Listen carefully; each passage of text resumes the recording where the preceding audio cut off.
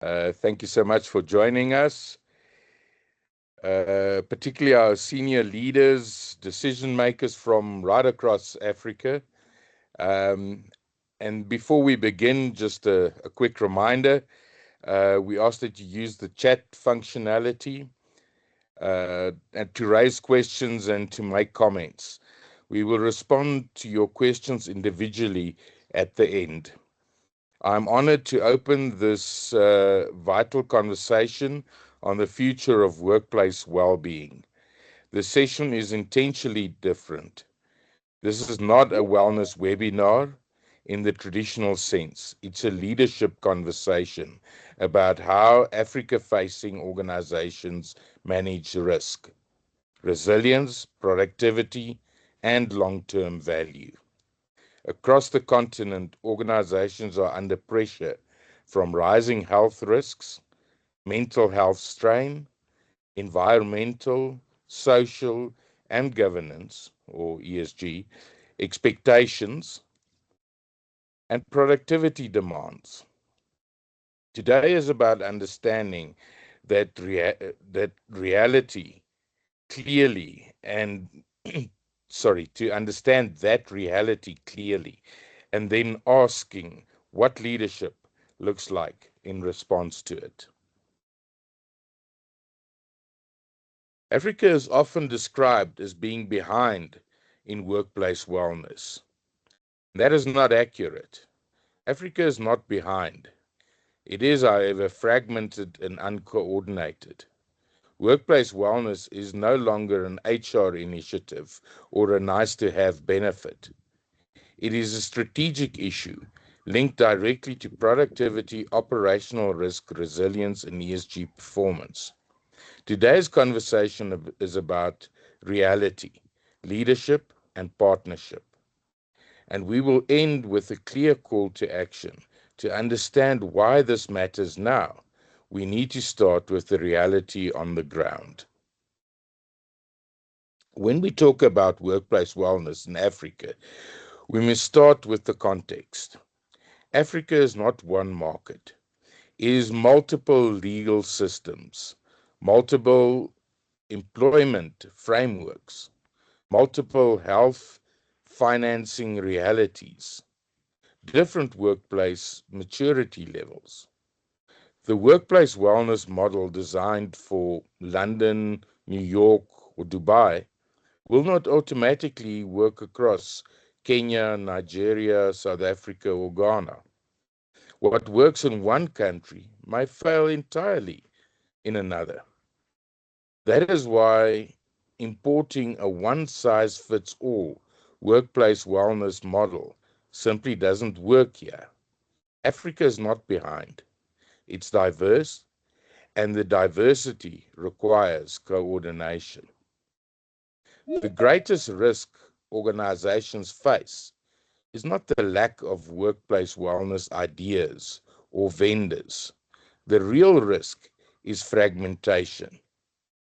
Large employers operating across Africa often run different workplace wellness vendors in each country, have inconsistent policies, duplicate assessments, duplicate budgets, duplicate reporting. This creates operational inefficiency, brand inconsistency, ESG reporting gaps, and legal exposure. Workplace wellness becomes then an HR initiative, a once-off campaign, and a vendor contract, instead of a strategic human capital risk framework. Fragmentation is not just inefficient, it's expensive. If organizations does not coordinate, they experience increased sick leave, quiet disengagement, mental health escalation, burnout, and attrition. But the real issue is bigger. Boards now face human capital disclosures, ESG scrutiny, reputational vulnerability. Investors increasingly ask, How are you managing workforce risk? Is your approach consistent across markets? The risk is no longer internal. It's strategic and visible. Unlike Europe and North America, Africa is still shaping its workplace standards, its reporting expectations, and its governance frameworks. This is not a disadvantage. It's a strategic opening. Those who coordinate early influence the standards, shape the expectations, and become the reference points. Africa's future standards are not yet written, and that is an opportunity. The continent does not lack apps, applications, employee assistance program providers, workplace wellness vendors, mental health tools. What it lacks is a coordination layer, a neutral platform, a standard alignment, and continental leadership. This is not about replacing providers.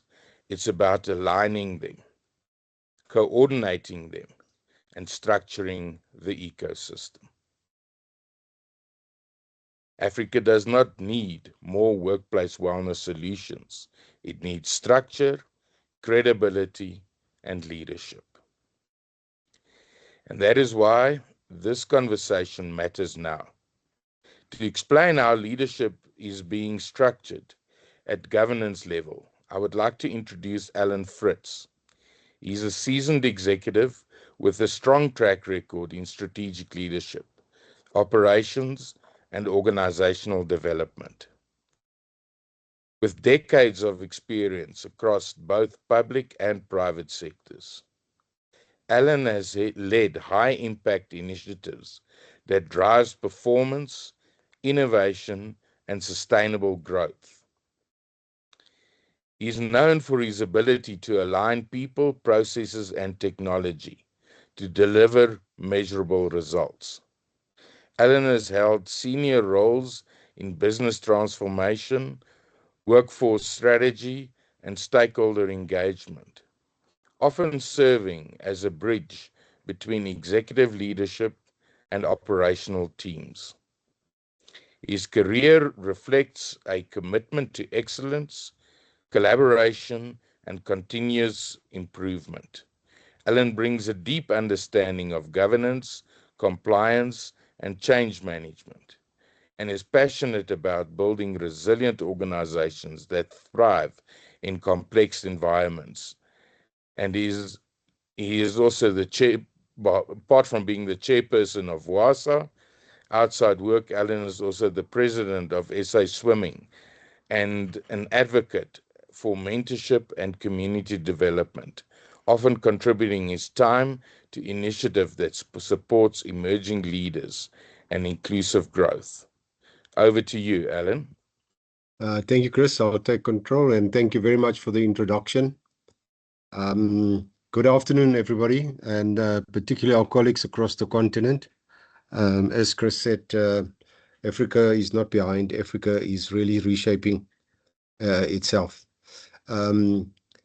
From where I sit, Africa doesn't need more workplace wellness solutions. It needs structure, it needs credibility, and it needs, of course, leadership.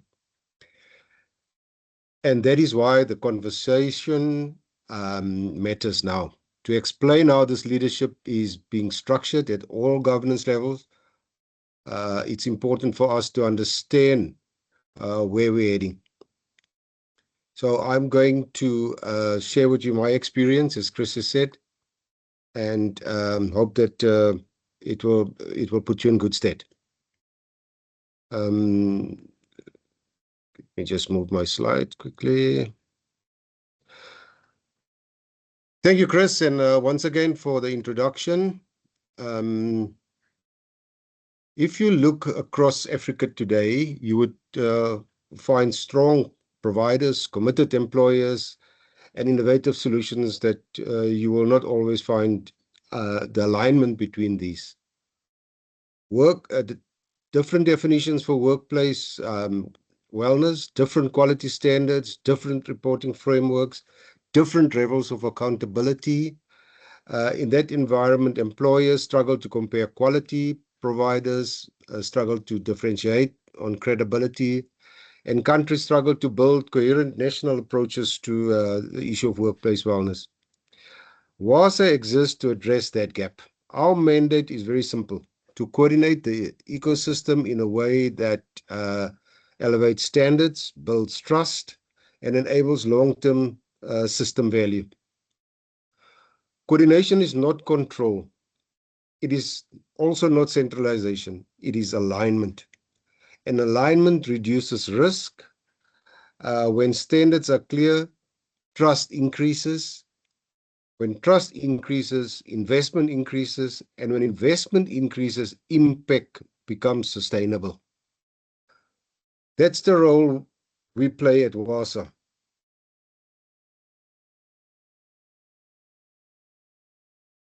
In emerging and multi-country environments like we find in our continent, governance is not a luxury, it is simply the foundation. Without neutral governance, markets become driven by marketing instead of merit. Short-term commercial interests, order of the day, begin to shape long-term industry direction, and credibility becomes inconsistent. WASA was intentionally structured as a neutral platform in this regard.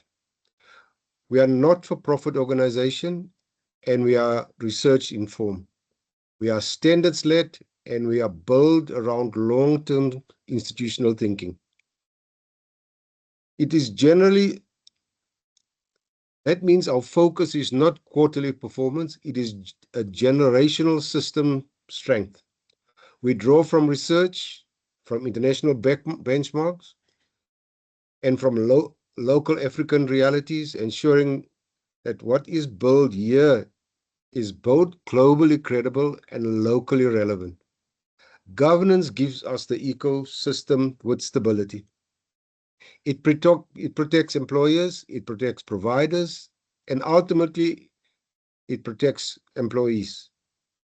When organizations engage with WASA, they engage with a body whose primary obligation is to the integrity of the system itself, and that independence matters. Because once credibility is compromised in an industry rebuilding, it is far more difficult than protecting it in the first place.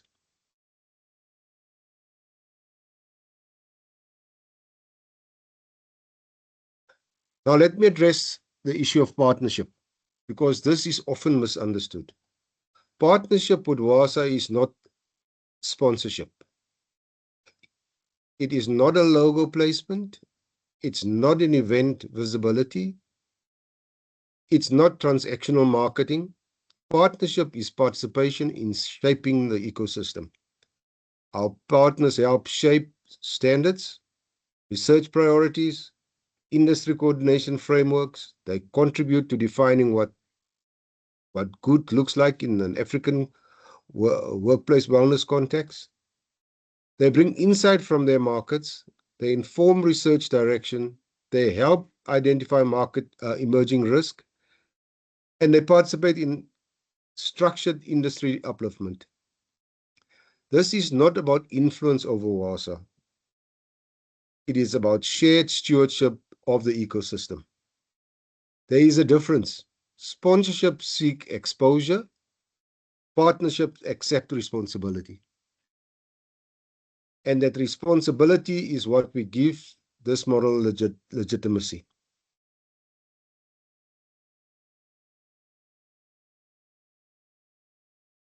At a platinum level, which we refer to as support your industry, the philosophy is even clearer. This is not about dominance. It's not about market control.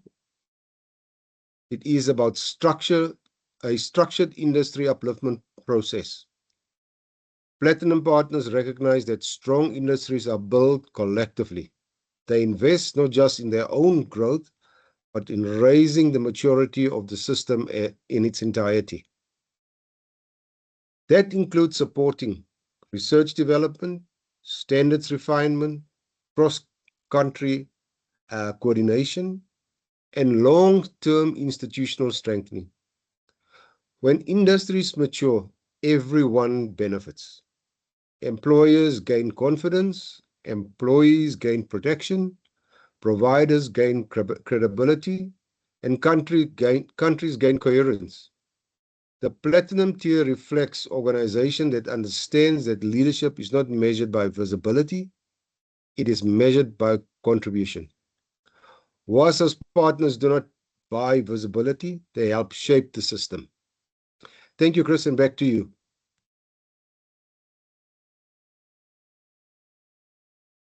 Thank you, Alan. It's now my honor to introduce our next speaker, Lungi Tembe. She's the corporate wellness manager at Strategis Insurance, one of Tanzania's leading medical insurance providers, and a WASA founder country partner. With a BA in psychology and sociology and more than a decade experience in health and wellness, she specializes in designing and scaling workplace wellness strategies and enhancing employee well-being while delivering measurable business value. Since 2013, Lungi has built comprehensive wellness programs from the ground up, including policy development, risk assessments, EAP integration, and large-scale Africa campaigns. Large-scale health campaigns. At Strategis, she leads the development of wellness as a core business offering by designating compliant, client-aligned solutions, driving outcomes such as reduced absenteeism and improved engagement, and managing multidisciplinary teams, delivering screenings, training, wellness days, and sorry, Lungi, I'm just going to take control again. Um, 1 second there. Uh, where were I now? Yeah, she reduced absenteeism, improve engagement, and managing multidisciplinary teams, delivering screenings, training, wellness days, and chronic disease initiatives. She also forged strategic partnership and develops robust reporting frameworks to demonstrate return on investment. Passionate about advancing corporate wellness in Africa, Lungi mentors wellness professionals, um, contribute to industry dialogue, and champions inclusive, data-driven well-being strategies that support resilient, productive workplaces and sustainable development. Over to you, Lungi. Good afternoon, everyone. So sorry about that. Thank you so much. Yes, good afternoon, everyone. My name is Lungile Tembe, and I am coming from Strategis Insurance. We are a proud WASA country partner here in Tanzania.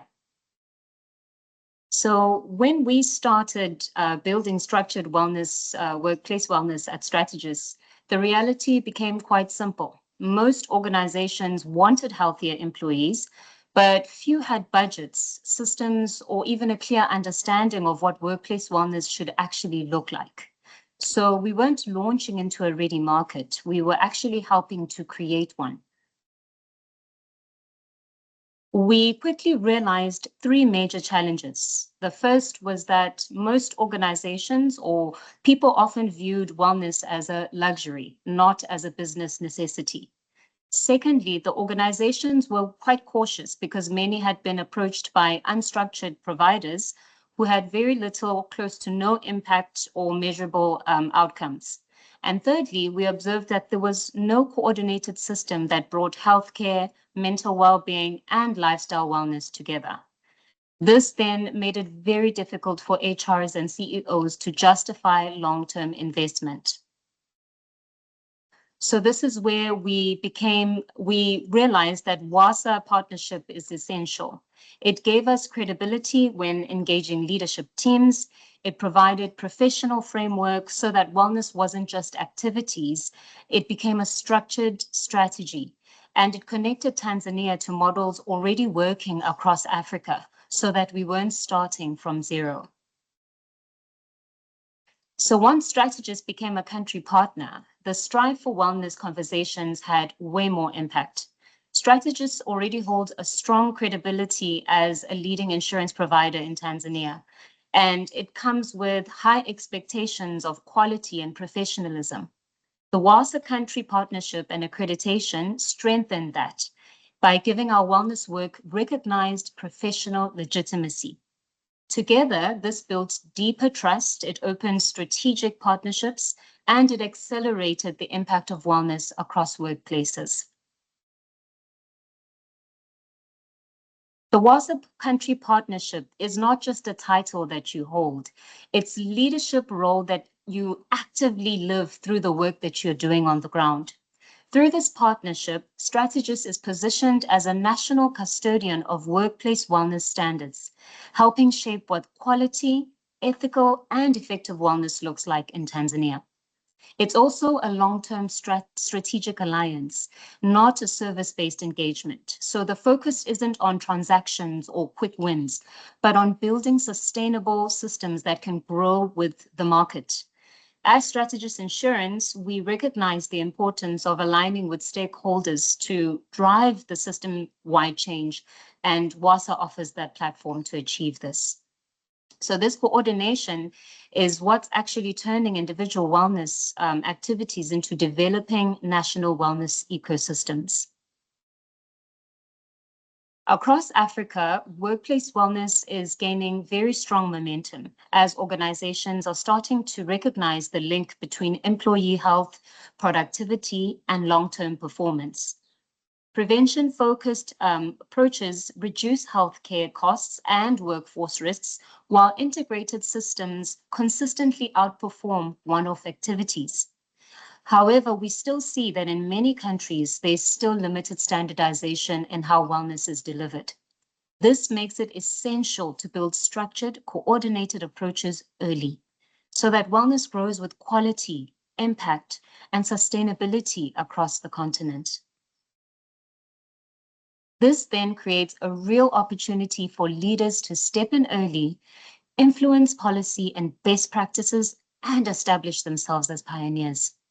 The lessons that we've learned in Tanzania show that structured, coordinated approaches supported by organizations and platforms such as WWASA can be replicated and adapted across markets, helping countries build strong, sustainable wellness ecosystems from the start. So when leaders take this approach, they don't just adopt wellness, they actually help shape the future of workforce health across Africa. Thank you so much. Over to you again, Chris. Thank you, Lingi. That was very inspiring.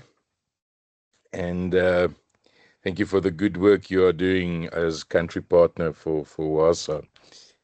It's now my honor to introduce Christine Osborne. Christine is a workplace wellness entrepreneur with years of experience driving employee well-being and productivity across industries. As the co-founder of Company Wellness Solutions, she leads a team that designs tailored workplace wellness programs and provide data-driven insight and empathetic service. She co-created a digital health platform connecting individuals with wellness experts for convenience, impactful support, and empowers organizations and individuals to achieve their workplace wellness goals and unlock their full potential. Over to you, Christine. Thank you, Chris. Let me just take control over here. There we go. Winning. Okay. Good afternoon, everyone, and thank you for the opportunity to speak today. Delivering a structured workplace wellness across Africa is really not simple. Not because the ideas don't exist, but because the operating environments across Africa differ significantly. Beg your pardon, guys. But because operating environments across Africa differ significantly. Regulations differ, cultural expectations differ, employee maturity differs, and infrastructure reality differs.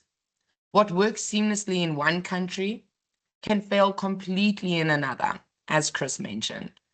And when organizations operate across multiple African markets, those variations multiply.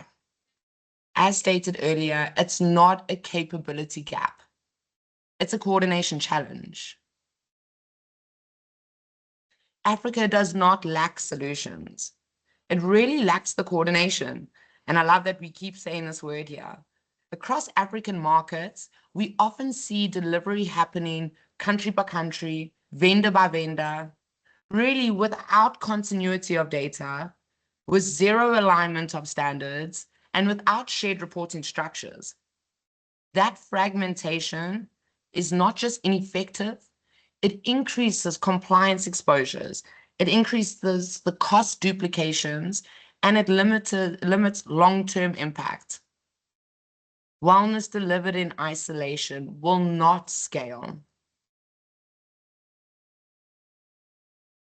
When operating across multiple markets, standards become critical. Standards create the consistency. Consistency is what creates that trust, and trust is what enables scale. Without shared frameworks, organizations end up rebuilding processes repeatedly, revalidating the vendors repeatedly, reassessing their risk repeatedly. A coordinated structure reduces that repetition, and it allows leadership to see those risks and not just to react to it. This is really where governance and execution needs to meet. Coordination on paper is one thing. Execution across borders is a completely different thing. Cross-border delivery requires a few things: local cultural understanding from your partner, regulatory awareness, operational maturity, data continuity, and governance alignment. Selling a service in a country is really easy. It's about building structured, measurable impact across multiple countries becomes that challenge. That requires capability. It requires systems, and it requires alignment. As mentioned earlier by Chris, Africa does not need more isolated solutions. It needs coordination, and it needs standards. It needs leadership alignment. Where there is structure, there's going to be consistency. And when there is consistency, there's going to be measurable impact.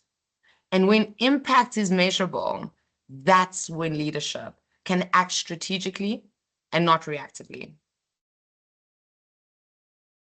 If Africa is to scale structured workplace wellness sustainably, it will require experienced partners who understand both the governance as well as the execution. And that's where we operate and excel. I know that was short and sweet, but thank you so much for your time today. And I think we all look forward to building a structured, scalable wellness ecosystems across South Africa, or Africa together. Thank you, Chris.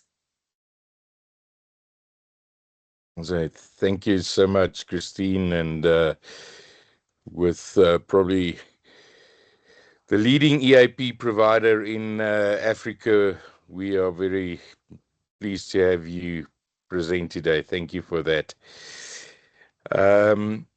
So as we close, let us reframe the problem. Africa faces rising health and productivity risks, significant mental health strains, and growing environmental, social, and government pressure. Yet most responses remain country by country, vendor by vendor. That approach no longer scales.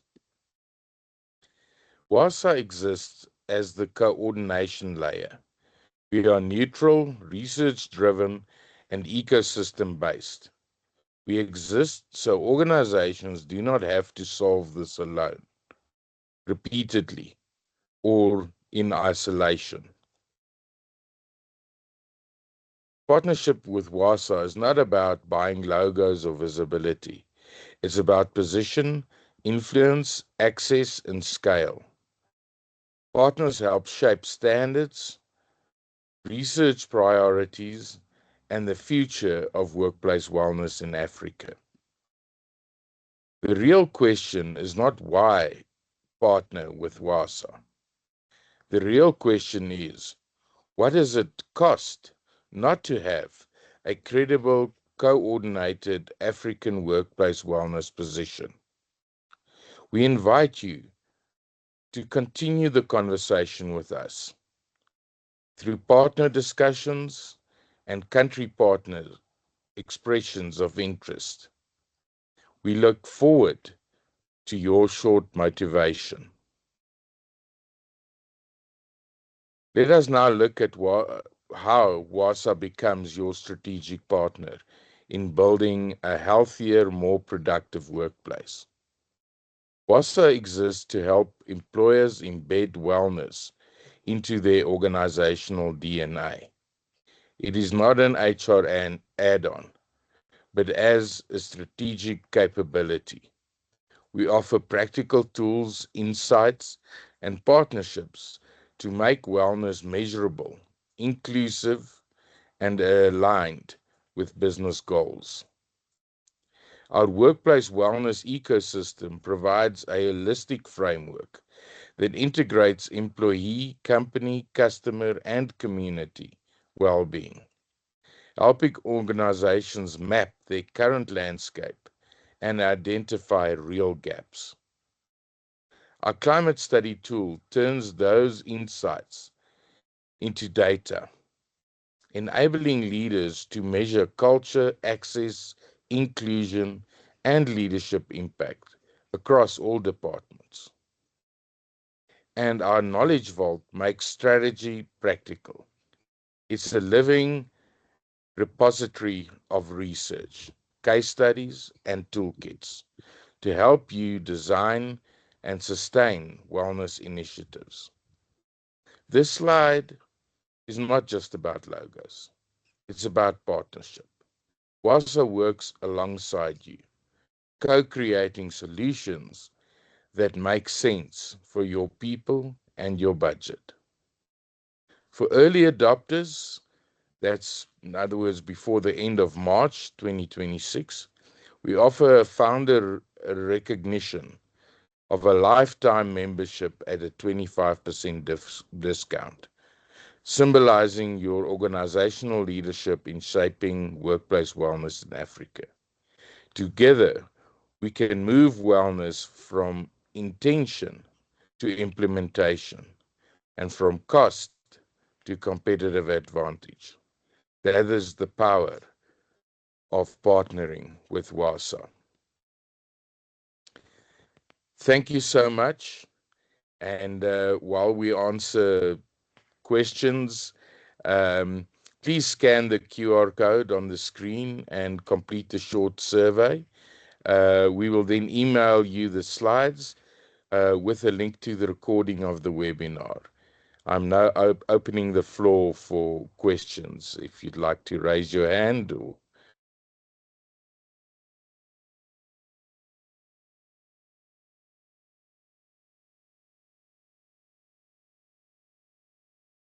see here is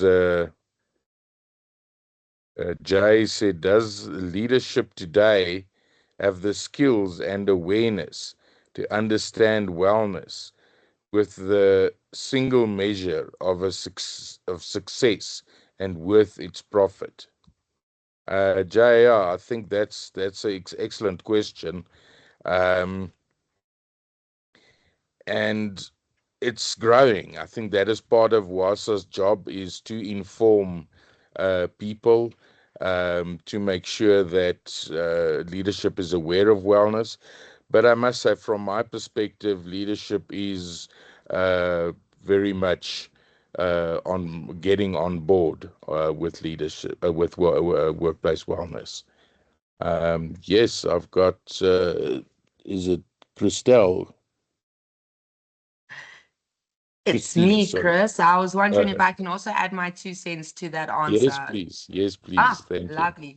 So this has been a big game changer as well in our space. You know, talking to leadership when it comes to the rands and cents, they don't actually see the value. So what you need to do is try to find a partner that has a good assessment or some sort of a survey that is able to unlock that value in that data. So it's a simple calculation as well. I mean, you could probably even find it out there on the internet, but there is a return on investment when it comes to workplace wellness. And it's about actually putting in those figures for your organization specifically that will shoot out a good return on investment based on which type of services you take. So I definitely suggest doing that. But yes, you got to bring it up to the attention of the leadership and show them the figures and the rands and cents in order to get buy-in. It usually works better for us. Thank you, Chris. Awesome. Well, Christine, if I can maybe just latch onto that, uh, uh, it's quite obvious. Well, not obvious, but scientific research has indicated that your down the line cost saving for every rand you spent on preventative care or whether it's EAP system or a specific preventative initiative, wellness day, etc. For every $1 spent, you save $3 to $6 in down the line costs. So just to add on to what Christine said, the return on investment is tangible, is real. I've got here Bhakti asking how many countries on the African continent is WASA operating in? Do WASA have linkages out of the African continent? Um, Currently, we're in 3 African countries, and no, we don't have any specific linkages out of the African continent. The idea is for Workplace Wellness Association for the continent. Obviously, we have got very good ties with Welcoa in America, with the European, Asian, etc. associations, and do collaborate on international knowledge sharing platforms. But our aim is the African continent. WASA is a fairly newly established association. We actually having our first birthday next month. So although we're only in 3 countries, we're hoping to quickly enhance workplace wellness on the continent. And as a not-for-profit, that is our main goal.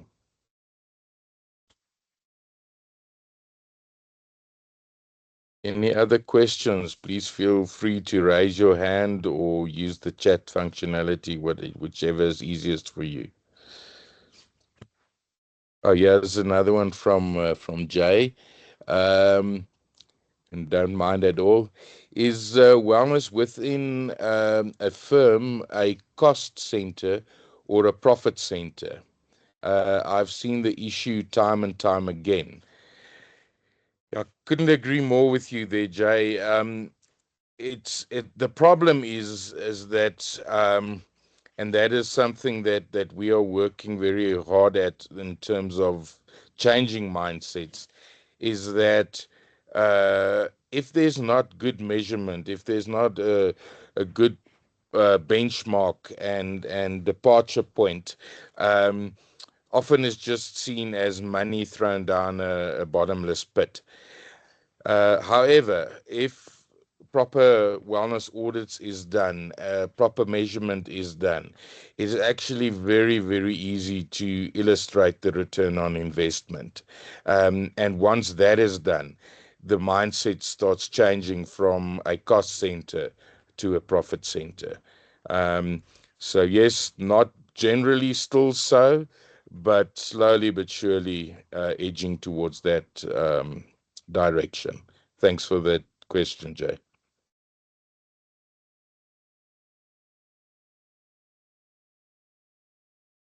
Ladies and gentlemen, if there's no further questions, I trust you had the opportunity to scan the barcode and send us some information, feedback on the webinar. I want to thank each and every one of you that attended. From the bottom of my heart, this is a passion project that a number of our board members have been working on for a number of years, and it's really great to see us partnering and adding value to organizations across the continent. Thank you so much for your time, and we hope that we're going to meet shortly.